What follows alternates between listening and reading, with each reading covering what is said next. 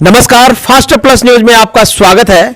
मैं हूं अजय कुमार और आज हम उपस्थित हैं जनपद महाराजगंज के फरेंदा विधानसभा में। जी हां, आपको बता दें कि चुनाव का बिगुल बज चुका है। इसमें सारे पार्टी के कैंडिडेट उभर कर सामने आ चुके हैं, अपने अपने पार्टी के एजेंडे को लेकर अपनी चुनाव की तैयारी कर रहे हैं। आपको बता दें कि पूर्व विधानसभा प्रत्याशी रहे वीरेंद्र चौधरी जी, जिन्होंने काफी जनता के बीच में अपना परचम लहराया और जनता के बीच में अच्छी पैठ और पकड़ बनाने के साथ साथ जनता के हमदर्द हुए। जनता के दुख दर्द को अपना दुख दर्द समझकर जनता के हक और अधिकार की लड़ाई लड़ने वाले वीरेंद्र चौधरी जी, जिन्होंने काफी अच्छा वोट प्राप्त करने के बाद भी पराजित हुए, लेकिन बता दें कि आज भी वो जनता के बीच में बने हुए हैं। आज हम उनके निजी आवास पर उपस्थित हैं और किसी कारण नेताजी से हमारी मुलाकात नहीं हो पा रही है, लेकिन उनके भाई छोटे उपस्थित हैं, डॉक्टर अजय चौधरी जी। आइए हम उनसे बात करते हैं और पार्टी के कुछ एजेंडे पे भी चर्चा करेंगे। तो स्वागत सर हमारे चैनल में। और हम जानना चाहेंगे कि इस बार आपके बड़े भाई और आप सभी लोग किस एजेंडे के साथ अपने क्षेत्र में अपनी चुनाव का प्रचार कर रहे हैं? चूँकि हमारे भाई साहब कांग्रेस के प्रत्याशी हैं, तो हमारा जो कांग्रेस का मैनिफेस्टो है उसमें माननीय सुश्री प्रियंका गांधी जी ने 7 प्रतिज्ञाएं दिया है। उसमें मेन जो 7 प्रतिज्ञाएं हैं और हमारी जो फरेंदा विधानसभा है उसमें 4-5 जो काम की प्रतिज्ञाएं हैं। उसमें किसानों का पूरा कर्जा माफ़ पहला एक पॉइंट है, और किसानों के एमएसपी के 2500 रुपये प्रति कुंटल धान और 2500 प्रति कुंटल गेहूं की खरीद होगी, और सभी लोगों का आधा बिजली का बिल आधा कर दिया जाएगा, और महिलाओं का पॉलिटिक्स में भागीदारी बढ़ाई जाएगी। इस पे मुख्य बिंदु हैं जिस पे कांग्रेस पार्टी काम कर रही है। अगर भविष्य में उत्तर प्रदेश की जनता कांग्रेस को मौका दी तो ये 7 प्रतिज्ञाएं पूरी किए जाएंगी। जैसे कि सर हम ये तो पार्टी का एजेंडा आपका रहा, इन एजेंडे के साथ आपकी पार्टी चुनाव लड़ रही है उत्तर प्रदेश सन 2022 की विधानसभा का। मैं बात करूंगा सर आपकी विधानसभा का, कि आपकी विधानसभा में अभी ऐसा कौन सा जटिल कार्य है जो आप उसको अंजाम देना चाहते हैं? हमारे विधानसभा में चूँकि 98% रूरल एरिया है और जिनका मुख्य रूप से काम खेती है। खेती से मुझे जो लगता है हमेशा एक कुछ एरिया, जो हमारा विधानसभा का कुछ एरिया फ्लड एरिया है, उससे निजात दिलाने के लिए काम किया जाएगा। दूसरा जो है यहाँ पे सबसे प्रभावित वाला है छुट्टा जानवर वाला जो है, आप लोग अन्ना पशु कहते हैं, वो उससे हमारे किसान भाई बहुत परेशान हैं। उसको तारबंदी करा के, घेराबंदी करा के उसको समाप्त करने की कोशिश की जाएगी। ऐसा है कि सर सत्ता पक्ष का कहना है कि उत्तर प्रदेश के सन 2022 के विधानसभा चुनाव लड़ने के लिए अन्य पार्टी के पास कोई मुद्दा ही नहीं हमने छोड़ा है। एकदम गलत बात है। आज के समय में ये जो चुनाव होने जा रहा है, 2022 का जो चुनाव हो रहा है, ये टोटल मुद्दे पे ही होगा। भारतीय जनता पार्टी कभी मुद्दे की बात करती ही नहीं है, वो हमेशा जाति और धर्म की बात करती है, जबकि कांग्रेस पार्टी हमेशा मुद्दे की बात करती है। हम ये जो 2022 का चुनाव है सिर्फ मुद्दे पे लड़ेंगे। बेरोजगारी एक मुद्दा है और महंगाई बहुत बड़ा मुद्दा है ये, और जो लॉ एंड ऑर्डर है वो बहुत बड़ा मुद्दा है। किसानों का जो उत्पीड़न हो रहा है वो बहुत बड़ा मुद्दा है। मुद्दे बहुत हैं जी। सत्ता पक्ष का यह भी कहना है कि जो सियासी राजनीति की जाती थी किसानों को लेकर, हमने किसानों का जो बिल था उसे वापस कर दिया। अब उत्तर प्रदेश में चुनाव लड़ने के लिए किसान के ऊपर सियासी राजनीति करने के लिए विपक्ष पार्टियों के पास कोई मुद्दा ही नहीं है। इसको लेकर क्या कहना चाहिए? जी, माननीय प्रधानमंत्री जी ने किसानों का बिल वापस कर लिया, इसके लिए उनको शुक्रिया। लेकिन ये जो बुद्धि उनको आई ये बहुत लेट से आई। 700 किसानों की जो मृत्यु हुई उसके लिए कौन जिम्मेदार है?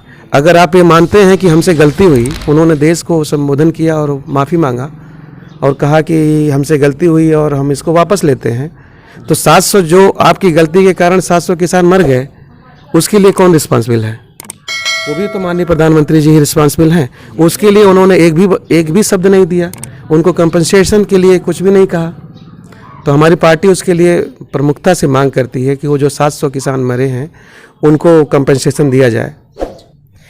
प्रदेश में बार बार परीक्षाएं हो रही हैं, नौकरियां की परीक्षाएं चल रही हैं, लेकिन परीक्षा होने से पहले ही पेपर लीक हो जा रहे हैं, आउट हो जा रहे हैं। अभी हाल ही फिलहाल शिक्षक भर्ती यानी टीईटी का एग्ज़ाम हो रहा था, ये भी पेपर लीक हो गया। इसको लेके क्या कहना चाहेंगे?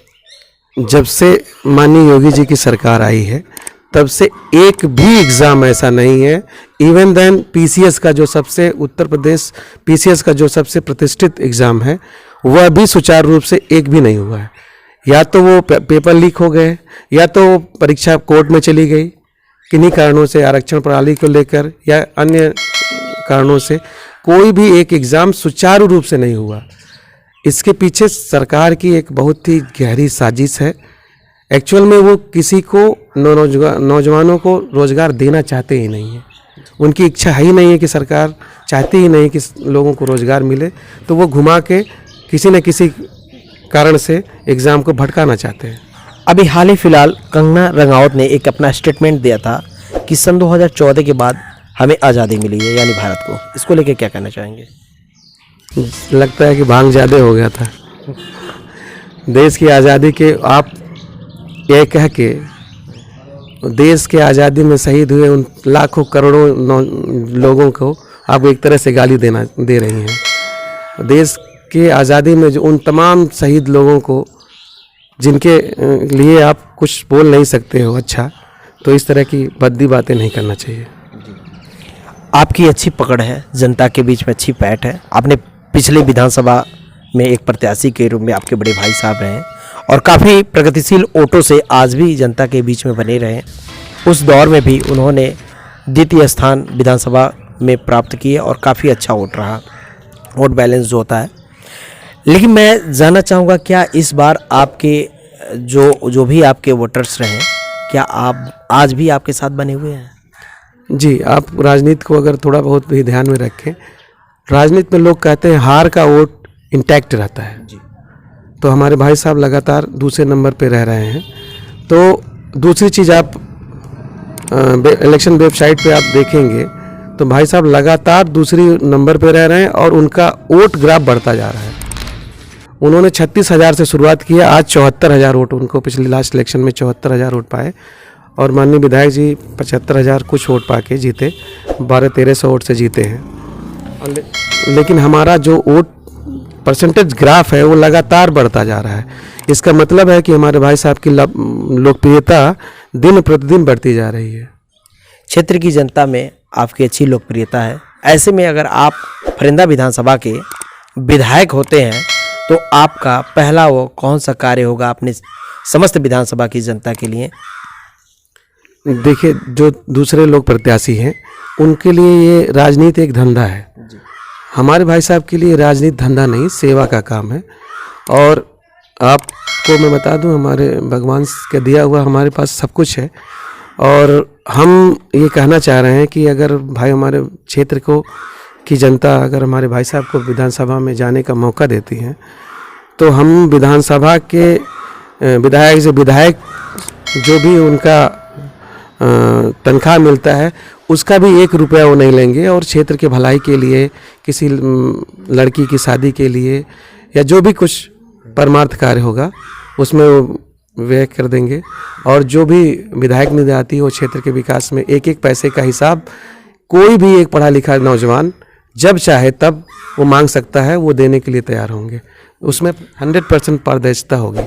अंत में हमारे चैनल के माध्यम से अपने समस्त विधानसभा की क्षेत्र की जनता को अपने बड़े भाई की चुनावी क्षेत्र को लेकर क्या संदेश देना चाहेंगे?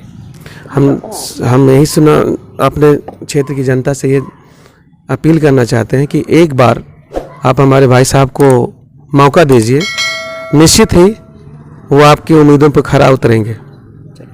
इसी क्रम में हमारे साथ जुड़े हुए हैं यहाँ के वरिष्ठ कार्यकर्ता हैं पार्टी के। आइए इनसे हम बात करते हैं और जानते हैं कि आप आपके प्रत्याशी जो हैं इस समय कांग्रेस से जो लड़ रहे हैं वीरेंद्र चौधरी जी, उनके लिए आप क्या कहना चाहेंगे? से देखिए, सबसे पहले तो हम आप मीडिया बंधु को नमस्कार करते हैं और विधानसभा की सम्मानित जनता को भी सिर झुका के प्रणाम करते हैं, जिन्होंने आज तक वीरेंद्र भैया को बड़े पैमाने पे अपना प्यार, समर्थन, सहयोग दिया है। इसके लिए यह जनता धन्यवाद की पात्र है। और रह गई बात कि क्या कहेंगे, तो जनता के हर मुद्दे पर बड़े भाई बीरेंद्र चौधरी जी के साथ कदम से कदम मिला करके, चाहे यहाँ से सदन तक का चलना पड़े या कहीं भी चलना पड़े, जनता को मतलब एक आप स्लोगन जानिए कि भूखे को अन्न, प्यासे को पानी, हर हाथ को काम, हर खेत को पानी। यानी मेरा ये सिद्धांत है कि जिस दिन वीरेंद्र भैया विधायक बनते हैं, यहाँ चाहे वो किसान हो, गरीब हो, मजदूर हो, किसी जात बिरादरी का हो, उसके हक की लड़ाई और उसको उसका हक दिलवाना ये पहली प्राथमिकता होगी। और स्वास्थ्य, शिक्षा के साथ साथ रोजगार पर विशेष ध्यान दिया जाएगा। तो वीरेंद्र चौधरी जी के लिए कुछ जनता से कहना चाहेंगे? अब हम तो जनता से ही अपील कर रहे हैं कि 5 बार से जो है वीरेंद्र भैया को दूसरे नंबर पे जनता पहुंचा रही है, कम वोटों के अंतर से वो चुनाव हार रहे हैं। इस बार अपना पूरा प्यार, समर्थन, आशीर्वाद दे करके उनको विधायक बना करके 5 साल उनको परखे। जब तक वो एक बार विधायक नहीं बनेंगे तब तक उनकी अच्छाई और बुराई का अंदाज़ा नहीं लगाया जा सकता है। बाकी तो सारे लोग ये कहते हैं कि हम अच्छे, हम अच्छा करेंगे, लेकिन इसकी पहचान तभी होगी जब उनको हम अवसर देंगे। तो धन्यवाद सर।